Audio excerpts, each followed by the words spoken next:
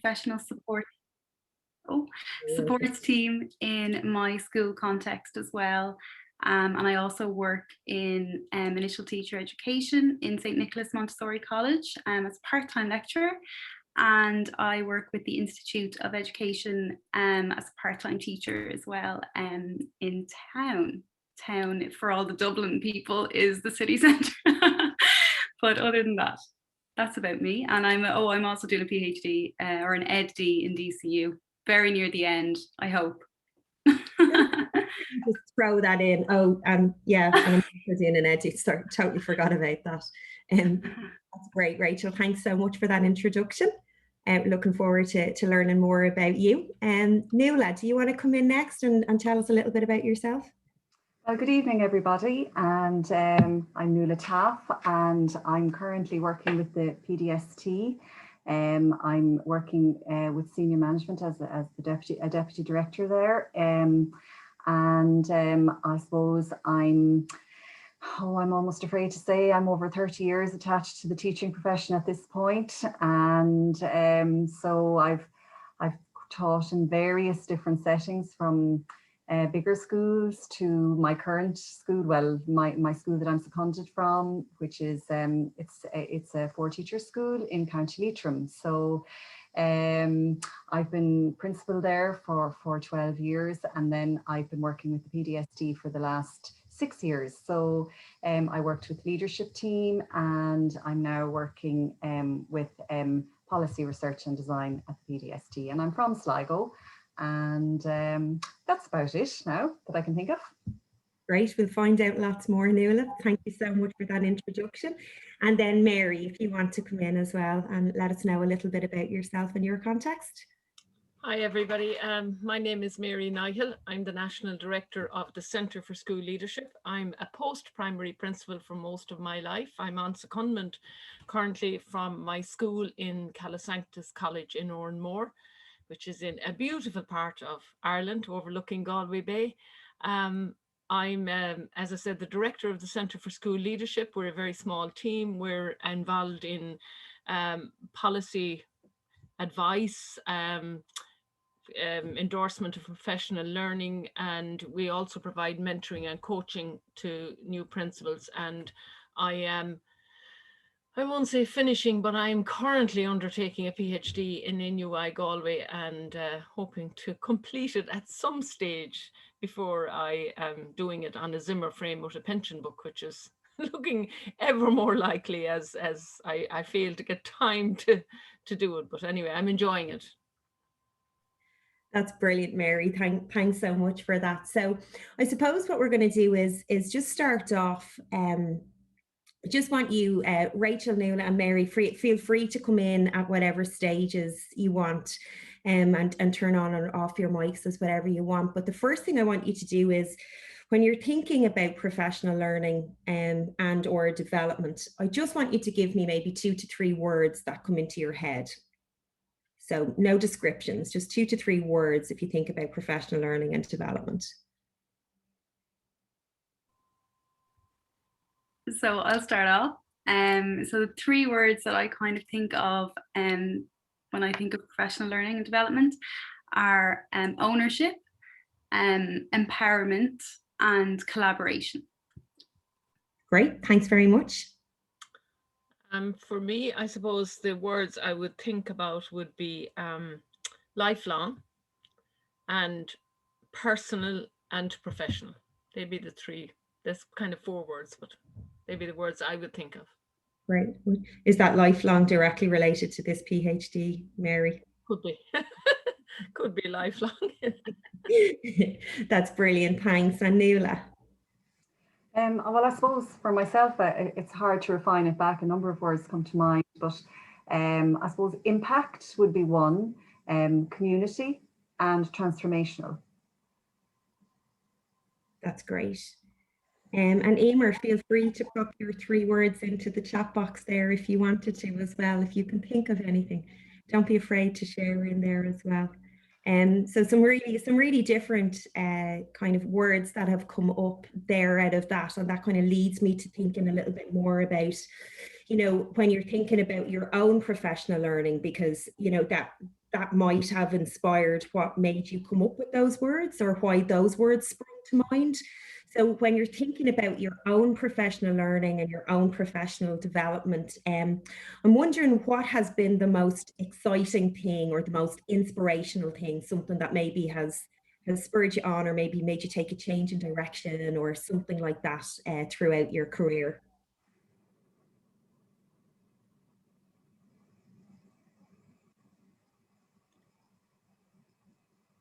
I suppose I'll kick off there. I don't know whether I'm muted. Am I muted? No, I'm not. I suppose for me, the most inspirational thing has been working with other leaders, really, both in my role as a school leader, working with other school leaders. You'll gather that my area of interest is school leadership. I suppose this has been working with other really inspirational school leaders. I think that's been a big driving force, really, and that has impacted hugely on my own professional learning and my view of professional learning. And I suppose the other thing has been the experiential opportunities I've had to maybe visit schools in other jurisdictions, or to observe, I suppose, leadership in practice. That's been really inspirational for me. That's great, Mary, that whole sense of being able to see so many different contexts and so many different experiences as well then, and that's kind of what keeps you going. So Nuala, I see you're off mute already, so I'll go to you next. Was there what has been inspirational? What keeps you going? Well, I suppose there are various things that keep me going, and I suppose I would say it's stimulus driven a lot of the time, in terms of kind of an organic sort of aspect to it. You know, areas of priority emerge for me that I suppose link the personal and the professional in a way at this point of my career, because I'm kind of, I suppose I'm in the workplace a while. But I think really one of the most inspirational aspects of professional learning for me is the growth that it can empower for an individual. You know, it's that constant reinvention, I suppose, as part of the various roles that I've been lucky enough to occupy, and that have probably caused me to think differently. You know, about the various areas of priority that have come my way. And I suppose I mentioned community earlier, because for me, I suppose the sweet spot in terms of professional learning experience that I've had is that notion of shared reinvention, where, you know, as a group and community, you know, we can have the most impact, the widest impact possible, I suppose.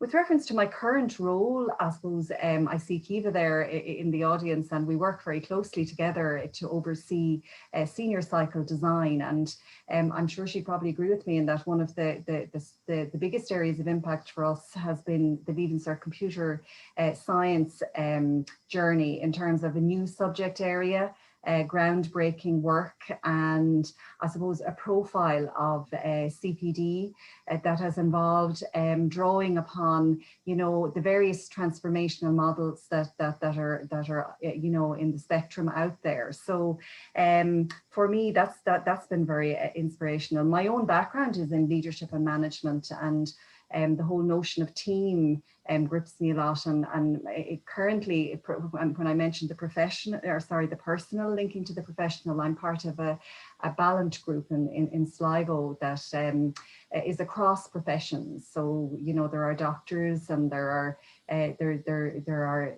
solicitors involved, people from social services, etc. And we work around that Ballant community and the Ballant process. A problem-solving approach to I suppose career challenges. So that's very inspirational for me at the moment, Carrie. That's really interesting, that whole idea of learning from other sectors or from other professions as well, and how that you can bring that into then your own context as well, Nuala. And what about you, Rachel? I suppose there's things that the two ladies have said there kind of resonate for me as well. That idea of personal and professional, I think, is really important.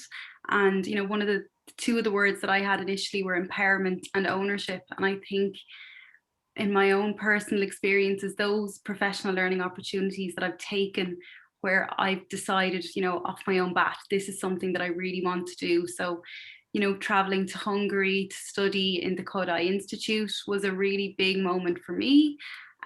Professionally, obviously, for being a generalist primary school teacher for music, and across all the curriculum, but also personally just taking that leap was a really big kind of a personal thing for me as well, and I learned so much there. Yeah, so, and again, like what Mary was saying, it's looking at practices in different contexts that really opens your eyes, I think, or has opened mine anyway.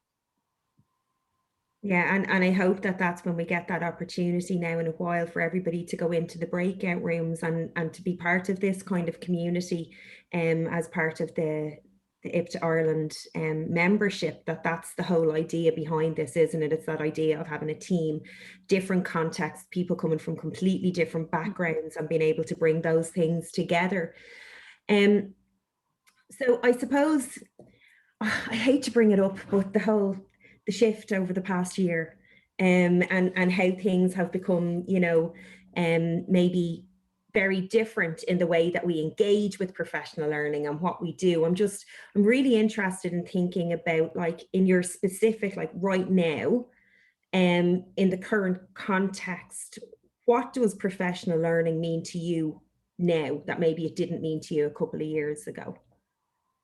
So in your own context and the context that you're working in now.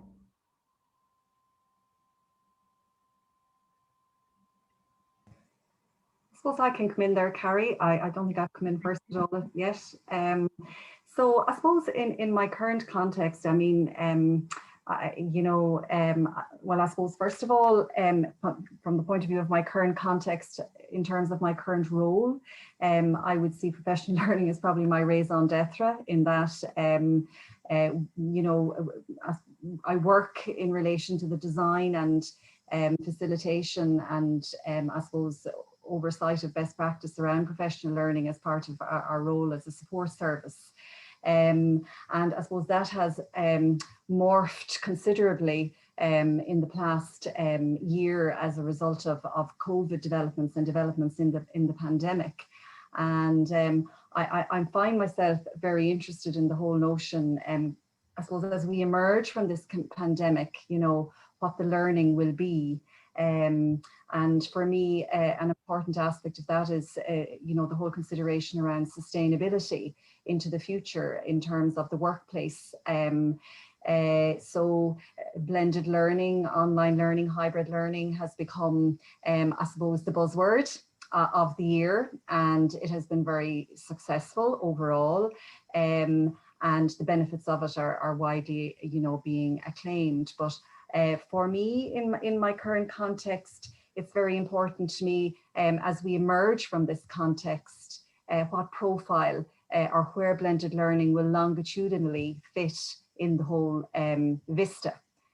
Because I think, you know, there's a possibility with the development that may emerge as a result of economic constraints, you know, due to, I suppose, unemployment at this time, and the new profiles of work that people have engaged in, that we could move to a more, what would be considered a more refined version of professional learning, with an emphasis on blended learning to the expense of the humanity of the face-to-face interactions.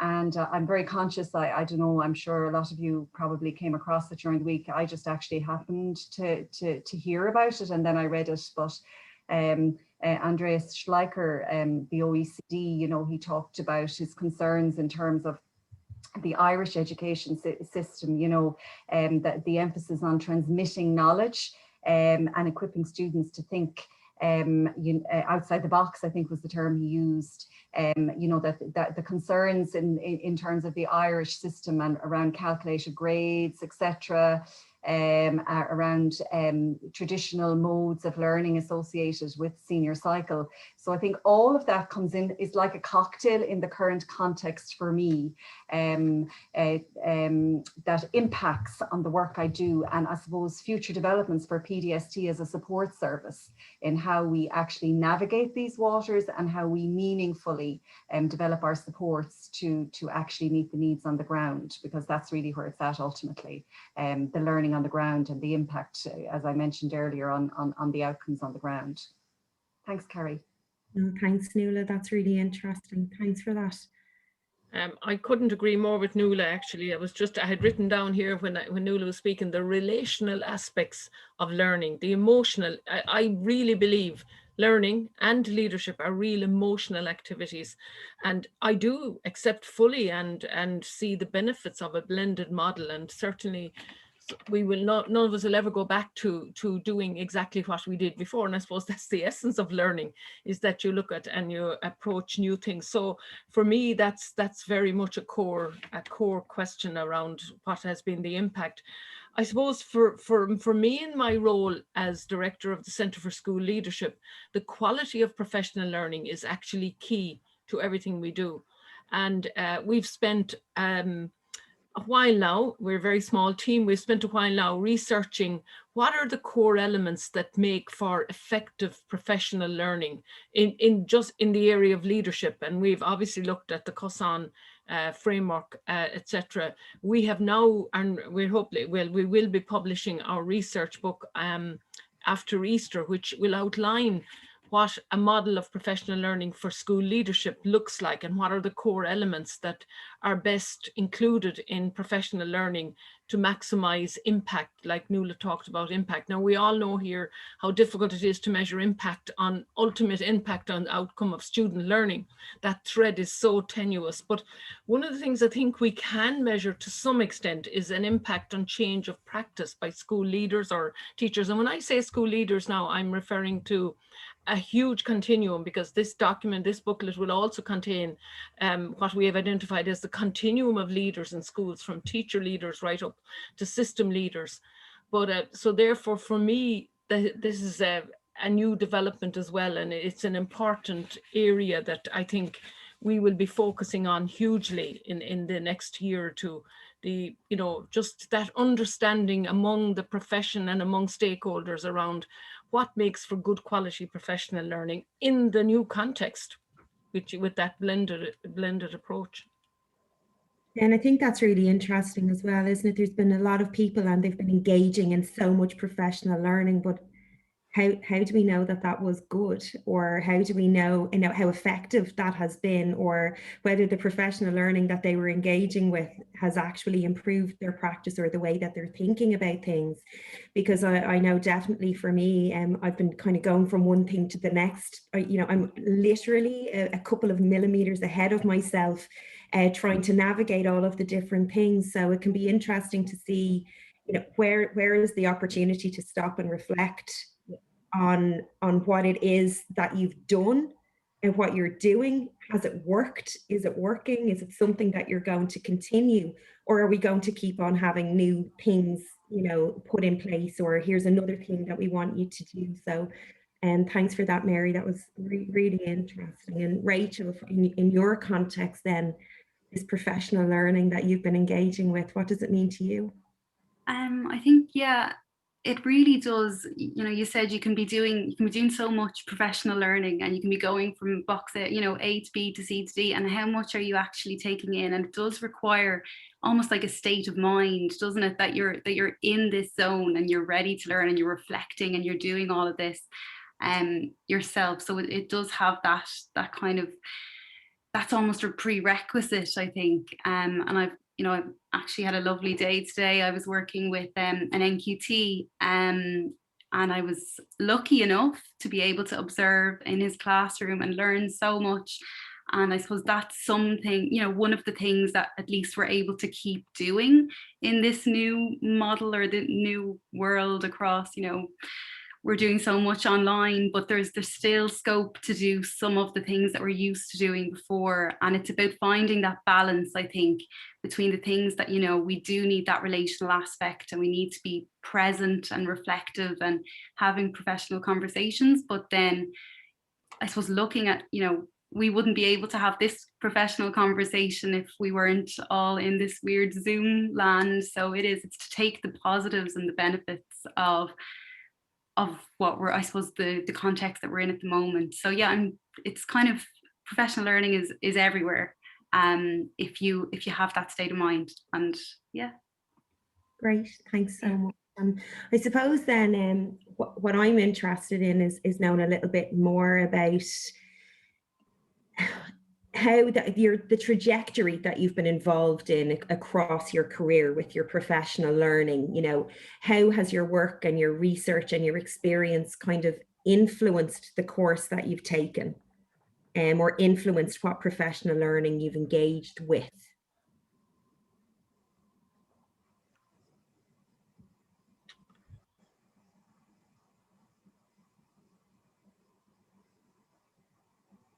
I suppose I'll start off there by saying, I suppose in terms of the areas of interest that have developed for me, is that's probably what you mean, Carrie, is it? What areas?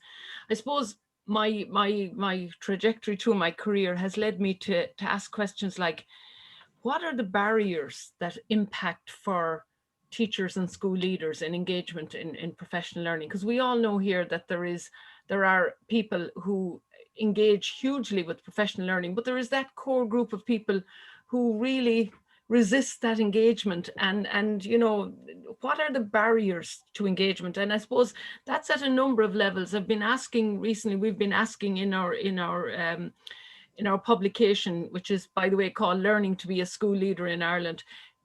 Basically, we've been asking, what are the barriers in school that maybe senior leaders are putting up there that are impacting on engagement in professional learning by other leaders, like teacher leaders or middle leaders? What are the barriers that are there? And then again, going back to that fundamental question, what types of learning best suits different cohorts at different career stages to maximize that? There are areas that I suppose, you know, and that would maximize a change in practice for those people. So they're the kind of areas that have led me over the trajectory of my career to try to question and seek the answers to. And they're not simple answers really, but I think it's areas that we do, if we're interested genuinely in making professional learning part of what it means to be a professional educator, whether you're a teacher or a leader, a middle leader, system leader. You know, I think the fundamental drive that we should all have, and as an organization, is to kind of embed that concept that ongoing professional learning is inherent in the definition of what it means to be a professional educator. I think we have a little bit of a journey to go in Ireland on that front. And again, I'm not suggesting we go down the tick box route that other professions perhaps go down of you know, compulsory engagement in CPD. And I think the Teaching Council, for one, are resisting that that simple route of, you know, tick box, I engage in X hours of professional learning. But at the same time, there's a balance somewhere. And I think the irony of being teachers and educators, we also have to be lead learners ourselves. So how do we get there? Thanks, Mary. I think from my own perspective, I wanted to engage in professional learning to empower myself, I suppose, to really look behind maybe the things that I was kind of coming across as a teacher. So to look behind the curriculum as to, you know, what's that underpinned by, this kind of thing, and to help to inform my practice kind of in an ongoing sense. As well as that, looking at practices in music, and just, you know, experiences of, you know, colleagues, or, you know, just in general, in relation to music, and this sense that, you know, you might be just not really into teaching music, and, you know, that's fine, but actually, you know, it's because it's part of the curriculum, we should really be supporting teachers to be interested in music and to really feel empowered to teach it. I think sometimes we can be a bit scared by different things, and it's to put supports in place for teachers in that area, and that's why that's been so important for my own doctoral research as well. Yeah, so I suppose it's back to that where you're looking again, like Mary was saying, where you're looking at the barriers to something, and that was something you're kind of trying to see once you experience that barrier, or see something around that, and you want to try to unpick that and see how can you promote that. That's really interesting. I did some primary school teaching way back when you didn't need to have a qualification and you just needed a principal who liked you.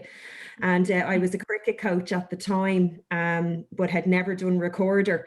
And I swapped a lot of classes with other teachers to take them for PE so that I'd never have to learn in the 4 years I did it to do recorder. So that's quite interesting, Rachel.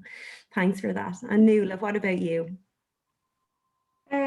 So I suppose I'm trying to just, place the question in my mind. I suppose my work experience that has influenced my professional learning. But for me, I think the word serendipity kind of comes to mind, because I suppose it's been kind of a stimulus-related learning, in that new paths have emerged for me around my professional learning, based on, the areas of interest or the areas of priority within the context I'm working. And I do think that at a given time, so I think things resonate with you in context. So, as I have gone through the various stages of my own growth as a professional, I would probably say that I've probably learned to welcome the unknown, more so than I would have initially. Ability to, try not to feel in control of everything, in terms of whether it be when you start out in the classroom, or whether it be in another role that you take over. But for me, the rewards lie within the context in terms of professional learning, because you can enact what you learn in that context. And I always, I suppose, still try to keep close connections with my own school context, because I love to see, ideas that we as a staff may have had, and how they have maybe morphed and developed over time. And you can actually see how they're at work in the school in terms of the learning. And for me, that's where the real rewards lie. Areas of priority related to my work as I've gone have been very important for me, in terms of the influence of the professional learning I have undertaken, and then in turn how that professional learning has influenced the particular role. So I mean, I'm very interested in I've always been very interested in learning-centered leadership, and I mentioned teams earlier, and the empowerment of teams and leadership at all levels in school, and that whole notion of collaborative professionalism, and how a team works at its best, and how I suppose it's the leadership is distributed depending on the expertise, the task, the skills, and the will. I suppose the skill, will, and thrill of it comes into it as well for me. At the moment, my my work, I would say, and some of my research, and the research being undertaken within PDST, is very much related to new developments in the curriculum, with regard to the primary curriculum framework, and then of course all the way to senior cycle, because I work cross-sectorally.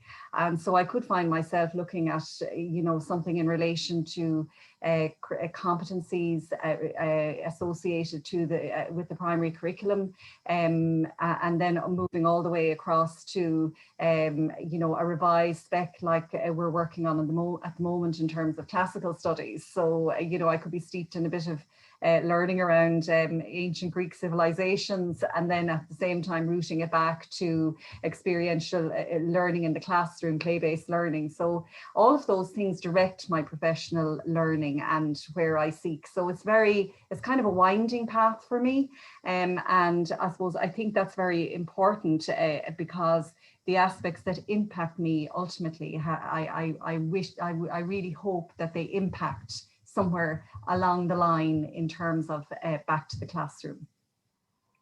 Yeah, so kind of building on that, what Mary and Rachel had said there, that for you it can be like that, very serendipitous. Sometimes you happen upon things because of the different areas that you end up in, and then that response to the things that you need to learn, so that you're able to support other teachers and to support initiatives and to do that. And I think for me, my own kind of experience and my own you know, my professional learning has very much stemmed from personal circumstances where I have been very keen to support teachers in being able to support students with additional needs, because my own daughter was an early school leaver with ADHD. And I've always been very, very keen to learn more about what could we do to have supported her more throughout her educational journey, and what could have happened in classrooms to have maybe been able to do that. And then as she's gone through, so now, you know, I'm working in further and adult education, as she's coming through that, what can we do to support learners who maybe have been marginalized or traditionally fallen outside of you know, the mainstream education. And that has informed a lot of the professional learning that I've engaged, and has shaped the way that I do a lot of, you know, or kind of provide opportunities for teachers that we're working with as well. So I like that idea that it's serendipitous, and that it's things that you come across throughout your career. And I think it'll be interesting to see when people are talking about this, has it been personal experiences maybe that also that have shaped their trajectory and how they engage with professional learning as well. So I'm just curious about your current engagement with professional learning, in whatever that is. Are there any particular areas right now? I'm feeling what Mary's going to say. Any particular areas right now that you are engaged with or engaged in, and how are you engaging with that? Or, you know, anything from maybe whether it's courses that you're doing or reading that you're doing to, you know, social media or online platforms or anything like that. So at the moment, are you engaging in things? What are they and how are you doing it? I suppose I'll just start there by saying currently in my role as Director of the Centre for School Leadership, we're involved in a number of areas of research, specific areas of research, one of them being an action research project that's looking at what is the best type of professional learning that will impact on the practice of middle leadership and distributed leadership in schools. In other words, what's the format, what's the content, what type of profession. It's an action research project, and we have 24 schools engaged in it. So that will be interesting, because we have heard a huge amount about distributed leadership in the system. But we need to know exactly what kind of learning best facilitates that distributed leadership in the system. The other area, I suppose, that I'm particularly interested in is how does policy and practice interact? And it's quite interesting because it's very different in different jurisdictions. You know, it's more organic in some jurisdictions. Here we have a very centralized policy type of format, really, and it's interesting to see how that interacts together. The other area then is that whole area of teacher leadership that's really completely underdeveloped in Ireland, and we're trying to look at that to see, because sometimes leadership in the Irish context, in Irish education, equals leaving the classroom. And it's an irony when you think about it. And one of the most powerful leadership stages is, in fact, teacher leadership. Now it's gathering momentum. We've had a number of discussions with researchers in that area who are looking at it. And it's not hugely developed in other jurisdictions as well, but it's an area that we're particularly, you know, particularly interested in. And then again, I suppose, how do aspiring leaders maybe experience professional learning, and what impact that has on their practice? So it's kind of that whole research area. We're engaging with Irish researchers, Fiona being one of them, and we're trying to, I suppose, make research more available to the masses is probably a simplified way of doing it.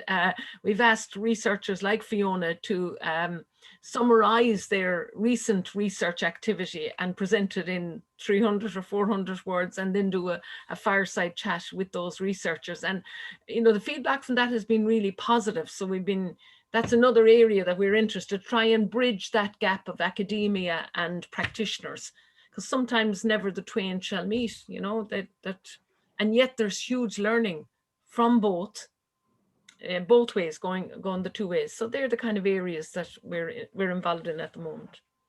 Great, thank you. I'm actually very similar actually to Mary there, in that I'm very much interested in this notion of self-study, action research, and just how schools can really incorporate research into their everyday practice. I know we've kind of come a long way with school self-evaluation and trying to get teachers engaged with research, but I think that one area that I would be really hoping to see more of is that research in the classroom, and engaging, you know, school leaders engaging with research, with papers about, you know, best practice across the world in the Irish context, that's relevant to their own context. So that's something I'm really interested in. And then obviously there's the PhD, or the EdD, which is definitely taken a lot of my my time, and that's kind of looking at music education, arts education, and playful pedagogies as well as bits of teacher professional learning too. So just, you know, ticking all those boxes, trying to yeah, trying to bring that all together. That's brilliant. Thanks so much, Rachel. And what about you, Nuala? Yeah, well, I suppose a lot of my thoughts echo what Mary and Rachel have said. Really, I think we're in a similar space. I think that whole action research self-study approach, you know, I suppose it's kind of it's very popular on the landscape at the moment in terms of approaches to I suppose self-improvement, and you know, it does engage me a lot. We have a project running, I suppose it's a cyclical project that's running within the PDST at the moment, across our various teams, where we're trying to create that culture of self-study across the teams. It's a very powerful way of learning. You know, for me, I've been trying to consider, would I have the time and brave enough to actually engage in it myself, because you know, it is quite absorbing to do, and I feel it probably would be an opportune time in my career to do something like that, because it's really, for me, you know, the areas I'm learning more about, and I know you mentioned it earlier, Carrie, you know, it's where the personal and the professional connect. I think when you get to a certain stage of your career, and that you begin to look at the gaps in your learning, and you know, you try to actually see, well, you know, where is the gap, and how do I address that, maybe through my academic study or reading, or you know, and then how do I suppose weave it into my work. Then I suppose we have other areas in PDSD that occupy me in terms of my reading, and you know, we're doing quite a lot on sustainable leadership and values-led change, and looking at the theme of inclusion, and you know, I suppose themes that mediate transdisciplinary across subjects. And I suppose really the whole notion of a big one for myself personally at the moment that has caught my imagination is the whole concept of transitions across the continuum of leadership. I think it's particularly relevant in light of new developments across the various cycles of learning for the child's lifetime, and I think it's kind of it's a developing space, and it's a real area, you know, for us to really meaningfully delve down into it. It needs a lot of reading behind, and I suppose learning about. So that's something that's capturing my imagination, and particularly with regard to I suppose those most vulnerable pupils, you know, the pupils most at risk, you know, how you make transitions meaningful for them. And our leadership team and our various primary teams in particular are very much looking at, you know, how you address the really at-risk families in a school, and how you can maximize it as part of a school community, maximize the opportunities as part of a school community across all the leaders within the school community. So I mean, ultimately for me at this point in my professional learning, I can't say that learning more about, for me, the learning more about often arises, I suppose, for want of a better way to put it, as part of a constructive conversation with others that I work with. you know, and we see, well, what's emerging, what do we need, you know, in terms of our design, in terms of our facilitation, our rollouts, our work plan, what do we need to address and where do we go from there? And I find it very interesting. So that then leads me to personally, I suppose, research and develop myself. You mentioned platforms and sharing, and Carrie too, as part of that question. And I suppose when I saw that question, I was kind of personally amused, because I suppose I have a small presence, is how I describe it, in terms of social media. And I suppose whether it's related to Twitter or Facebook, you know, I'm very much guided by purpose, because I kind of personally feel it's almost a cacophony of opportunities out there and learning available out there. So it's about being discerning in terms of the platform or where you engage with your professional learning. And it can be hard to find the time too, sometimes, to be that way. So, but it's fun when it's at its best. It's certainly fun. We're figuring out, you know, is it going to be Twitter, or is it? And I have to say, Carrie, yourself now, you're inspiring me, because I know you send us frequent communications as part of being on the committee about Twitter and that. So that's me there. That's brilliant. Thanks. Yeah, and I think it's all about when it comes to those different platforms. For some people, like I've really missed since I moved into this role, I don't have my staff room anymore, where we would have had those professional conversations, and then all of a sudden I'm like, oh, I've just heard something else from one of the staff members. That's really cool. I'm going to go and find out more about that. And so my staff room at the moment is probably my Twitter. Because that's where I go. And once you follow the people who kind of have the same mindset as you, then they may have put up a publication or they've read something, and then that leads me down another journey, or I see something about a course. And I'm a bit addicted to the National Forums courses at the moment. And I'm on number 3 this year, so or since I started this role. So I think, and again, for me, a lot of my professional learning has happened through those online platforms, and it has been because somebody else has posted something, and then I see it and I'm like, oh, I want to learn a bit more about that. And I don't know about anybody else, but I like to have done something before I'll promote it with somebody else or kind of recommend it. So again, that leads you down another rabbit hole, doesn't it, in terms of how you're engaging with professional learning. And I think sometimes if you move into a new role, or your career takes one of those shifts, like you were saying there, Mary, about, you know, sometimes when teachers move into it, you know, when they progress, and they can move into a different role or into leadership, and it's very much around administration, or, you know, there's a lot more things that go along with that, and then your professional learning has to follow that trajectory so that you've got the skills and the competencies you need to get you through especially the first couple of months in a new role. So that's been really, really interesting. Thank you so much. Very different kind of perspectives, but a really nice common thread in where this is leading us. So what we want to do now is to give you an opportunity. So we are going to provide chances for you to come back, and if you've got any questions for our panelists specifically, that we're going to be going into a breakout room and then coming back so that you can ask some questions of them. But what we want to do first of all is to give you an opportunity, quite conscious that we've been chatting for a while, and we want you to get into some breakout rooms and have a chance to engage with each other.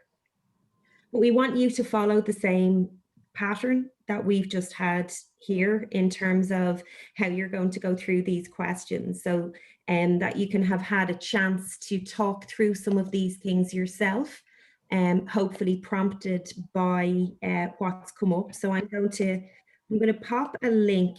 This is a Padlet board, but you don't need to contribute to it. And we're going to have a committee member in each room who can show this on the board so that you can remember the questions for anybody who can't get the board themselves.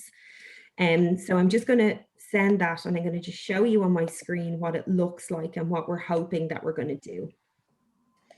So it will say, show you on the Padlet board what we want you to do. So we just want somebody to take notes and who's going to be prepared to maybe, you know, give a couple of key points back. We're not going to go through everything, but it might be something interesting that came up or a common thread that came up through the group. You'll introduce yourself. So again, like our panelists did at the very beginning, just your name, your affiliation, and then a brief introduction to your role. And then you're going to go through these specific questions that we've put up here for you. And then if you've got time at the end of that, so we're going to allocate 20 minutes in the breakouts for you to go through these so that everybody has an opportunity to contribute in some way. And what's really important is you don't have to, not everybody has to answer every question. We did with the 3 panelists, but you don't have to. So different people might contribute to different questions and to answer them. But it's more just to give you a chance and a space to come together and to continue the conversations that we've started there. Does anybody have any questions before we go in? The instructions are written on the little blue box, so somebody has to keep an eye on the time to keep things moving along so that you don't end up on number 1. Because this particular conversation method is a focused conversation, so it's to bring you through different stages in terms of how you're thinking about these questions. Okay, I'll get the breakout rooms set up.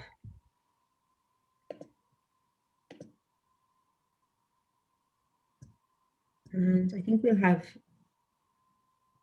3 because we've got a few. So our committee members are going to allow you to talk yourselves. We'll try.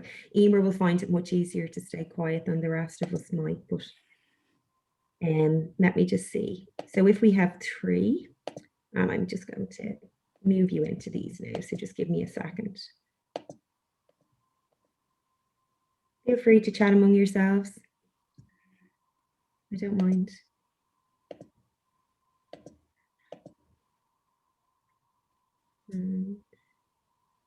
Rachel.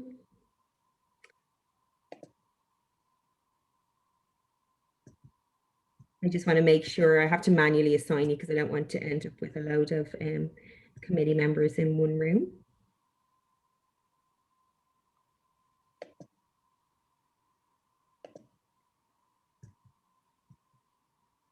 I wonder, could I just take this second to congratulate Dr. Nicola Broderick on successfully passing her Viva recently.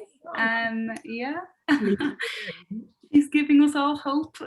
I'm not gonna, that is, congratulations, Nicola.